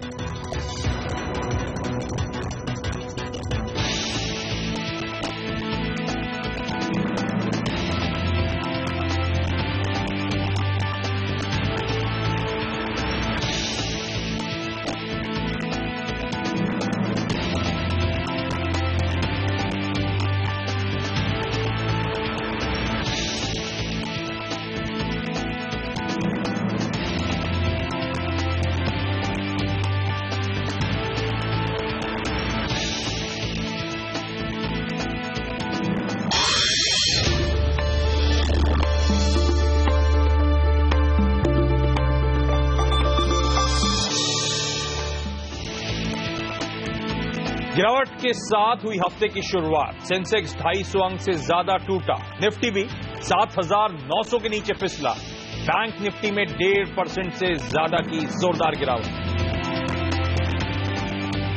चीन के खराब पीएमआई आंकड़ों के बाद एशियाई बाजार 3% तक टूटे। सऊदी अरब के ईरान से राजनयिक संबंध तोड़ने से क्रूड 3% उछला। नेशनल हाईवे के लिए 10,000 करोड़ रुपए का ऑर्डर मिलने के बाद आईआरबी इंफ्रा 6% तक चढ़ा। 14 किलोमीटर लंबी सुरंग से जुड़ेगा श्रीनगर और लेह। दिसंबर में अच्छे बिक्री आंकड़ों के बाद अशोक लेलैंड और आयशर 3% मजबूत, लेकिन हीरो मोटो ने किया निराश, शेयर करीब 1% नीचे। आज से शुरू होगा बजट से पहले बैठकों का दौर। कृषि संगठनों और विशेषज्ञों से मिलेंगे वित्त मंत्री। और क्रिकेट प्रशासन में सुधार पर लोधा कमेटी आज सुप्रीम कोर्ट को सौंपेगी रिपोर्ट। तौर तरीकों में बड़े बदलावों की सिफारिश संभव। और एक बार फिर जुड़ गया हूं मैं आपके साथ, और शेयरों पर बात करने के लिए हमारे साथ जुड़ रहे हैं rajatbose.com के रजत बोस। रजत जी हाय, गुड मॉर्निंग सर। इससे पहले मैं मार्केट्स का चेक लूं, आप सबकी स्क्रीन पर पुंजलॉयड आएगा 7 से 8% के उछाल के साथ ये काउंटर कामकाज कर रहा है। आपकी स्क्रीन पर फ्लैश आता हुआ 1555 करोड़ रुपए का ईपीसी ऑर्डर इस कंपनी को मिला है हाईवे कंस्ट्रक्शन के लिए। 4 हाईवेज बनाने हैं और उस खबर के दम पर अच्छा खासा मूव है। वैसे भी ध्यान रखिए, over the weekend IRB infra को लेकर एक बड़ी खबर आई थी। 10,500 करोड़ रुपए का अब तक का सबसे बड़ा ऑर्डर इस कंपनी ने बैक किया। उसके बाद उस स्टॉक में हमने देखा अच्छी खासी हलचल, जो हमने हेडलाइन में भी पॉइंट आउट करी। लेकिन भारतीय बाजारों में कमजोरी के साथ कामकाज। 1% से ज्यादा का दबाव। सेंसेक्स में ऑलमोस्ट अब 350 अंक से ज्यादा की कमजोरी है।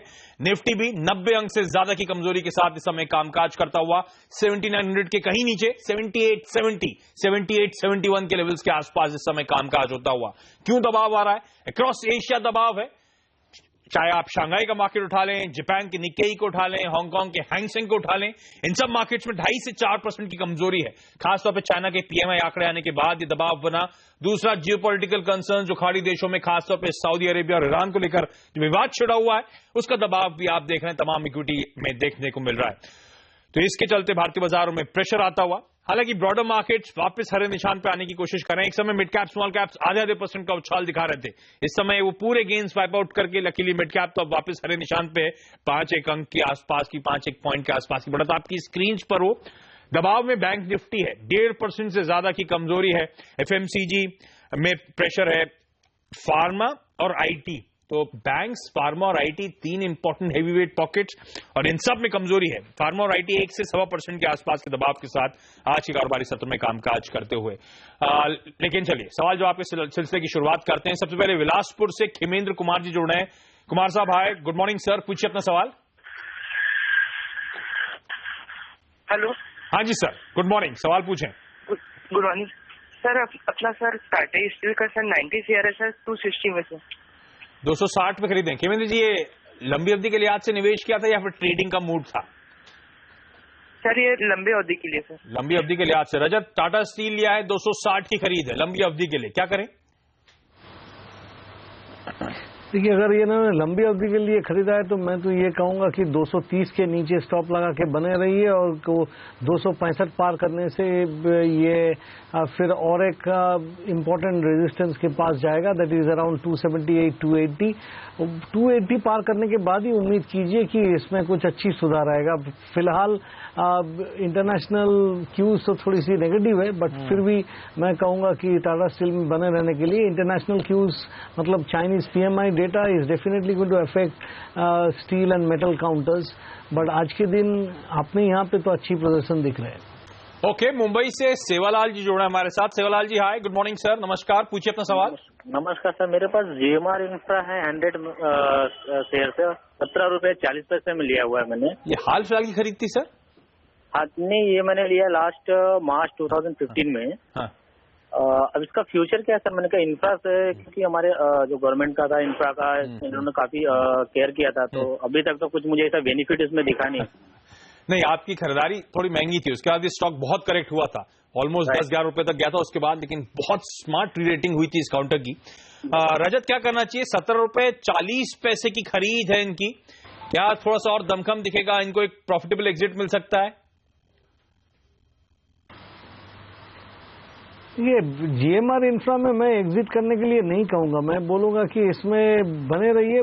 बहुत जबरदस्त उछाल तुरंत एक्सपेक्ट मत कीजिए, बट इसका weekly chart pattern as well as end of day chart जो है, डेली चार्ट पैटर्न जो है वो काफी एनकरेजिंग है for a long term investor. As such उनका तो 9 महीना हो ही गया है, उसके बाद में अगर आगे चले तो भी अच्छा रहेगा। 20-21 का लेवल अगर पार कर जाए तो इसमें अच्छी मूवमेंट की गुंजाइश है। फिलहाल जो स्थिति है और जिस तरीके का एक्यूमुलेशन वॉल्यूम फिगर्स के थ्रू आ रहा है उसको देखते हुए मैं बने रहने का ही सलाह दूंगा और उनका स्टॉप लॉस रहेगा 14 रुपया के नीचे। ओके, लेकिन इस बीच आपकी स्क्रीन पर पुंजॉइट का स्टॉक एक बार फिर से आएगा। 8% की मजबूती, 1555 करोड़ रुपए का। 4 हाईवे EPC ऑर्डर्स मिले और इस कंपनी के टॉप मैनेजमेंट से मिस्टर शांतनु हमारे साथ जुड़े हैं। Sir hi, good morning. पहले तो ऑर्डर का डिटेल शेयर करें। ये जो ऑर्डर मिला है 1555 करोड़ रुपए के आसपास का, कब तक आपके हाथ में आ जाएगा, कब काम शुरू होगा, कब फाइनेंशियल्स में रिफ्लेक्ट करेगा? जी हाँ, ये ऑर्डर्स तो हमें सब एक ही दिन में 31 दिसंबर को मिले हैं, new year gift. So it's a very मतलब बहुत अच्छी शुरुआत है नए साल की। इन प्रोजेक्ट्स में एक्चुअली हमने बिड किया था पिछले मतलब 3-4 महीनों से अलग अलग टाइम में, बट सारे ऑर्डर एक साथ ही आए हैं। तो इसमें 4 में जो एक ऑर्डर है वो है छत्तीसगढ़ में रायपुर टू सिमगा। ये करीब 48 किलोमीटर्स का रोड प्रोजेक्ट है, अबाउट 513 करोड़ का। और दूसरा है बिहार में सिमरिया से खगड़िया, ये 60 किलोमीटर्स का है एंड 567 करोड़ का। अच्छा, ये 4 EPC कॉन्ट्रैक्ट्स हैं जी। कुल मिलाकर इनकी वैल्यू 1555 करोड़ रुपए है। इससे पहले जब ये कंपनीज ऑर्डर्स बैक करती थी तमाम इंफ्रा स्पेस में, रोड कंस्ट्रक्शन में, तो कहा जाता था बड़ी एग्रेसिव बिडिंग होती थी और फाइनली वो प्रोजेक्ट वायबल नहीं होते थे। अब कॉम्पिटिटिव सिनेरियो कैसा है सर? ये जो प्रोजेक्ट मिल रहे हैं, क्या इसमें आप कॉन्फिडेंट हैं अच्छे मार्जिन कमा पाएंगे? कॉम्पिटिशन तो अभी भी है। ऐसा है कि इसमें जब कंपटीशन इतना हो जाता है तो हम भी और नए नए तरीके इसमें ऑपरेशनल एफिशिएंसी बढ़ाने के और कॉस्ट वैल्यू इंजीनियरिंग वगैरह ऐसे नए नए हम भी काफी मेहनत करते हैं इसके ऊपर में। तो मार्जिन तो बहुत मतलब फैट मार्जिन तो किसी में भी नहीं होता, लेकिन 5 से रीजनेबल मार्जिन 5 से 8% का हो जाता है। अच्छा, ये जो ऑर्डर मिले हैं इसके बाद अब 31 दिसंबर को आपने कहा ये ऑर्डर मिले थे जी। अब 31 दिसंबर तक पुंजॉइट की आउटस्टैंडिंग ऑर्डर बुक क्या है, क्या एग्जीक्यूशन पीरियड है, टाइमलाइन है? 31 दिसंबर तक पुंजॉइट की टोटल जो ऑर्डर बुक है लगभग 22,000 करोड़ है। जिसमें रोड सेक्टर में 2700 करोड़ के लगभग है। ओके, तो 22,000 करोड़ रुपए के आसपास की ऑर्डर बुक, 2700 करोड़ रुपए के आसपास का रोड स्पेस में, और ये 1555 करोड़ रुपए का नया ऑर्डर। जी हाँ। 4 EPC प्रोजेक्ट्स हाईवेज के कंस्ट्रक्शन के लिए। शांतनु जी बहुत बहुत धन्यवाद सीधी आवाज के लिए वक्त निकालने के लिए। 7 से 8%, इनफैक्ट 8% से ऊपर का उछाल इस काउंटर में देखने को मिला। ऑपरेशनल एफिशिएंसी पे डिपेंड करेगा। चलिए, 8% के आसपास का उछाल इस स्टॉक में देखने को मिल रहा है। रजत, ये 2 ही स्टॉक्स में, एक तो पुंजॉइट जिसको ऑर्डर मिला 8% का उछाल है, और एक और स्टॉक जिसको वो वीकेंड ऑर्डर मिला था वो था IRB इंफ्रा। इन दोनों की चार्ट्स के बाद देख के क्या लगता है अभी भी मौके हैं सर? देखिए, जहां तक पुंजॉइट की सवाल है, इसमें ऑलरेडी फ्राइडे के दिन एक ब्रेकआउट आ गया था। वो ब्रेकआउट यही दिखा रहा था कि ये 200 डे एक्सपोनेंशियल मूविंग एवरेज को तोड़ के जब अच्छी वॉल्यूम के साथ ऊपर गया है तो आगे चलेगा। तो आज के दिन वही continuation of the up move चल रहा है। ऊपर में टारगेट अभी 34-35 का है। 35.50 इसके ऊपर में सस्टेन करने के बाद ही मीडियम टर्म अप ट्रेंड की प्रोजेक्शन कर पाएंगे आपने। और जहां तक आपका दूसरी काउंटर का सवाल है, that is IRB infra, my take is that 250 के ऊपर चलने से आप फिर 260, 270, 275 उसी रेंज पे एक रेजिस्टेंस है, वहां पे कुछ प्रॉफिट बुकिंग हो सकता है। लेकिन प्रॉफिट बुकिंग के चलते अगर वो 244 से लेकर 235 ये सपोर्ट रेंज अगर नहीं तोड़ दे तो नीचे की लेवल पे फिर से बाइंग करना चाहिए। ऊपर की तरफ मूवमेंट होने की अच्छी पॉसिबिलिटीज है। ओके, झुंझुनू से अब हमारे साथ सतीश माहेश्वरी साहब जुड़े हैं। सतीश जी नमस्कार सर, पूछिए अपना सवाल। हाँ सर, नमस्कार sir, happy new year sir. Happy new year आपको भी सर। हाँ सर, मेरे पास एक टाटा कॉफी है सर। Okay, hello. हाँ जी सर, आवाज आ रही है। शेयर है 98 के हिसाब से सर। ओके, तो आपकी बाइंग के आसपास ही है। ओके, हाँ, और दूसरा जैप और पे सर। कितने पे है? 81 पे। तो आज तो आपके लिए प्रॉफिटेबल हो गया ये ट्रेड। ये दोनों लंबी अवधि के लिहाज से लिए थे क्या सर? मीडियम लिया था सर, मीडियम। चलिए, मतलब 6 महीने के आसपास का नजरिया मान लूं? हाँ सर। क्या करना चाहिए रजत? जयकॉर्प 81 पे बाइंग थी, आज तो अच्छा मोमेंटम आ गया, तो 90 रुपए के आसपास से स्टॉक पहुंच चुका है। टाटा कॉफी 98 की इनकी खरीद है, 6 से 8 महीने का टाइम होराइजन अगर पकड़ लें तो सर 6 से 8 महीने का होराइजन में बने रहना चाहिए। बट एक चीज मैं कहना चाहूंगा कि जयकॉर्प अभी 95-96 का जो लेवल है उसको पार करने में थोड़ा सा दिक्कत हो सकता है, क्योंकि आज के दिन 93 के आसपास गया था, फिर नीचे आया। तो पार्ट प्रॉफिट यहाँ पे बुक करके अगर थोड़ी सी कोई डीप आए, क्योंकि ये वर्टिकल अप स्विंग दिखाया है कुछ दिनों पहले, तो आज के दिन आधा प्रॉफिट बुक कर लीजिए, नीचे फिर से लीजिए 80-81 के आसपास अगर आपको मिल जाए तो ओवरऑल बने रहने का ही सलाह दूंगा। जहां तक टाटा कॉफी का सवाल है, मैं ये कहूंगा कि उनको होल्ड ही करना चाहिए फिलहाल। 105 से 107 जब पार करेगा तब इसमें अच्छी मूवमेंट की गुंजाइश है। अभी वहां तक जब तक नहीं पार करता है तभी कोई मीडियम टर्म प्रोजेक्शन करना ठीक नहीं रहेगा। मेरे ख्याल से उनको 90 रुपया के नीचे स्टॉप लगा के बने रहना चाहिए। ओके, जयकॉर्प आज in fact one of the top gainers है, 14-15% के आसपास का उछाल है। खबर ओवर द वीकेंड आई थी जब महाराष्ट्र के सीएम देवेंद्र फडणवीस ने ट्वीट किया था कि वो जो मुंबई ट्रांस हार्बर लिंक है, यानी कि मुंबई नवी मुंबई के बीच में जो 22 किलोमीटर का पूरा समुद्र में ब्रिज बनना है, उसको एनवायरमेंटल क्लियरेंस मिल गया है। और जयकॉर्प का नवी मुंबई में उस तरफ एसईजीज हैं, लैंड ट्रैक्ट्स हैं, तो उसका शायद एक सेंटिमेंटल फायदा मिलता हुआ, इसलिए आप देख रहे हैं तगड़ा उछाल। लेकिन चलिए, आप कानपुर से हमारे साथ अनिल श्रीवास्तव साहब जुड़े हैं। अनिल जी हाय, गुड मॉर्निंग सर, पूछिए अपना सवाल।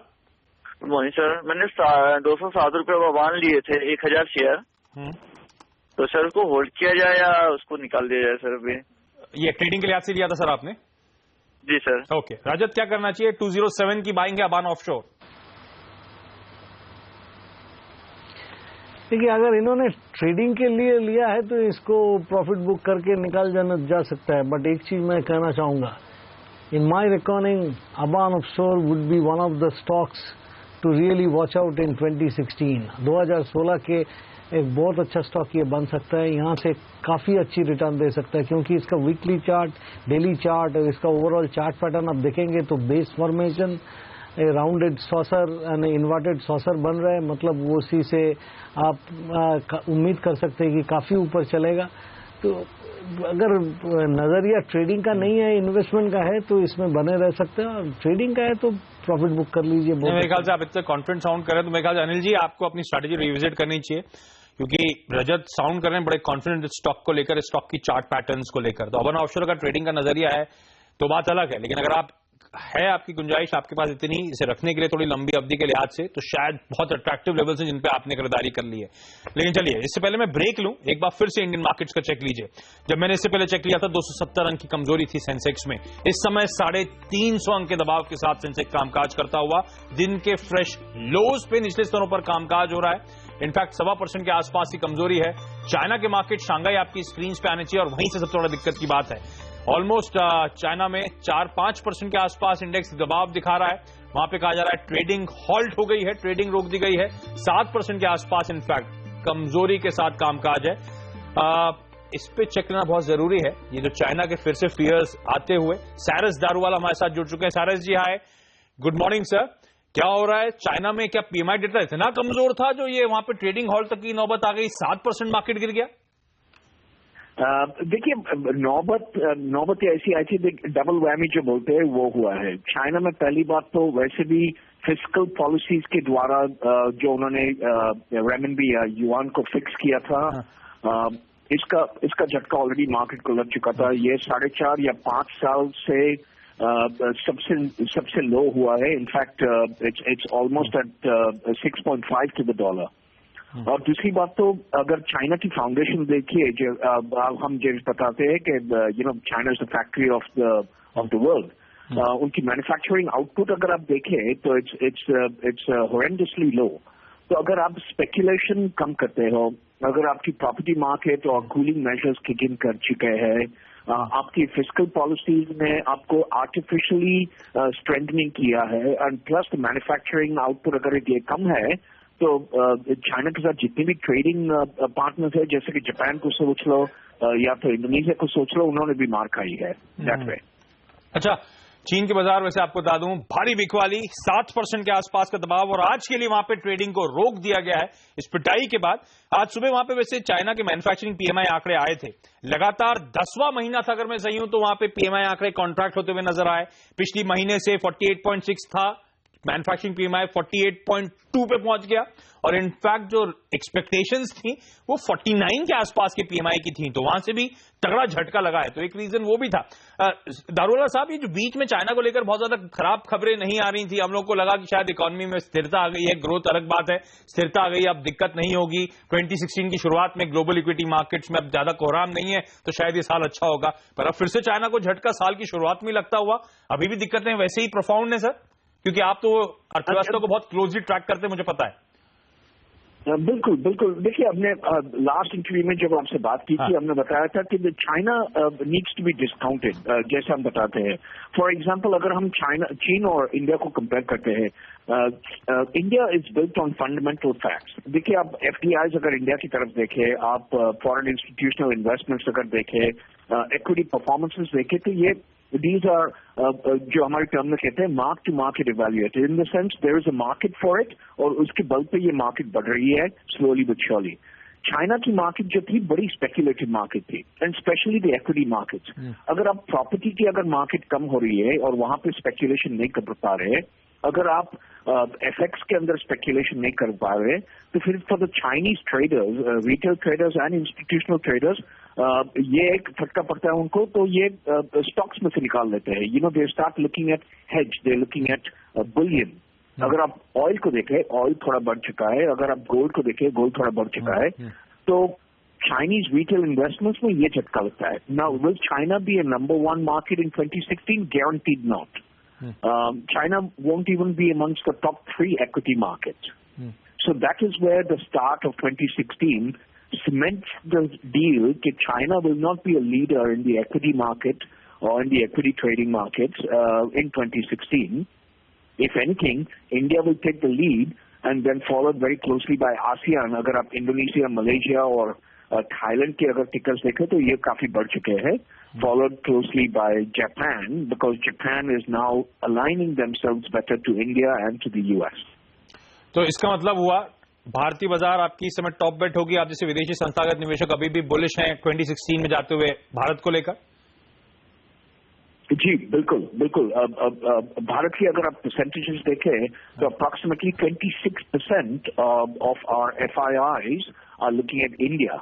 26% अगर आप इसकी कीमत लगाए, 26% of the global FII inputs, that's almost $280 billion that has been earmarked for Indian equities.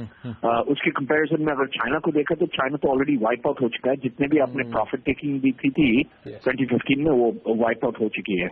So China may not bounce back as the number 1, number 2 market. Okay शायद जी, बहुत बहुत धन्यवाद हमारे लिए वक्त निकालने के लिए और क्विकली सब डिटेल शेयर करने के लिए। वैसे ध्यान रखें, चाइना का मार्केट अपनी ऊपरी हाई से 2015 में बहुत तगड़ा करेक्ट हुआ था, लेकिन ईयर ऑन ईयर फिर भी शंघाई के मार्केट्स 10% के गेन के साथ ही जाके बंद हुए थे। साल की शुरुआत वहां पे फिर से कमजोर होती हुई 7% की कमजोरी, वहां पे ट्रेडिंग हॉल्ट और इनफैक्ट विदेशी संस्थागत निवेशक जैसे कि साइरस दारुल्लाह से हमने बातचीत करी, चाइना इस साल भी कमजोरी के साथ ही दबाव के साथ ही कामकाज करेगा, भारतीय बाजार पर रुझान बढ़ेगा। रजत हमारे साथ बने हुए, मैं एक ब्रेक लूंगा। भारतीय बाजार इनफैक्ट फ्रेश लोज 1.5% से ज्यादा की कमजोरी के साथ सेंसेक्स निफ्टी कामकाज कर रहे हैं। 7850 के नीचे इस समय निफ्टी अब आ चुका है, 7840 के लेवल्स के आसपास ट्रेड देखने को मिल रहा है। ब्रेक के बाद रजत से जानूंगा कि अब निफ्टी में या फिर मार्केट्स में कितनी और कमजोरी होगी, हमारी आपकी रणनीति क्या होगी।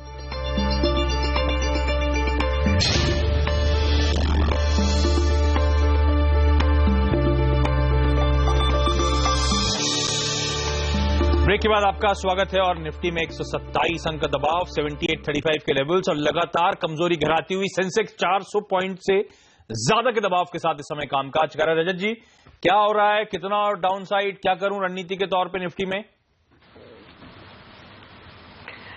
देखिए, जब 7,850 का स्तर टूट चुका है तो अभी आपको 7,820, 830 इस रेंज को दिखना चाहिए। ये अगर टूट जाए तो पैनिक आने की संभावना है। 7820 टूटने का मतलब आपको 7770 टू अबाउट 7750 दिखना पड़ जाएगा। तो यही खतरा तो पैदा हो रहा है, क्योंकि सिर्फ चाइनीज PMI डेटा नहीं, चाइनीज युआन का जो स्तर अभी है डॉलर के मुताबिक, वो दिखा रहा है कि अपना competitiveness in the export market might get affected. उसी के भी डर अभी आ चुका है और कमोडिटी काउंटर्स में भी कुछ प्रेशर आ सकता है। बिल्कुल, साल की शुरुआत में ही बुरी खबर आती है, एक बार फिर से वो बुरी खबर को लीड कर रहा है चीन। बीते साल यहीं से फिर ग्लोबल मार्केट्स का इक्विटी करेक्शन की शुरुआत हुई थी। लेकिन सिल्वी सिवास पर चल रहे आईटीएल के महामुकाबले में ट्रेडर्स, विमेन और कमोडिटी लीग में पिछले हफ्ते कौन विजेता रहे, आइए देखते हैं।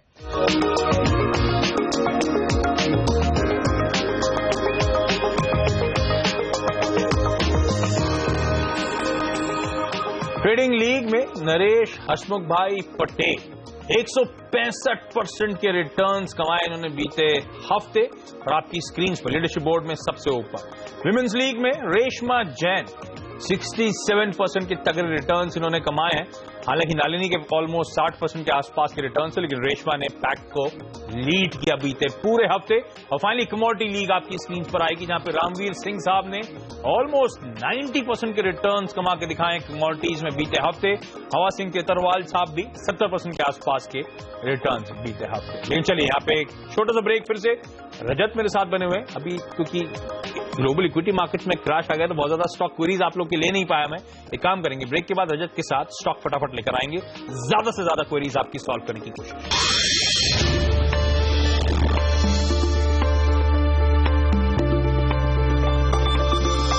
ब्रेक के बाद आपका स्वागत है, वक्त है स्टॉक फटाफट का। रजत बोस हमारे साथ बने हुए और पहला सवाल है नैनीताल से राहुल अहेब्रा का।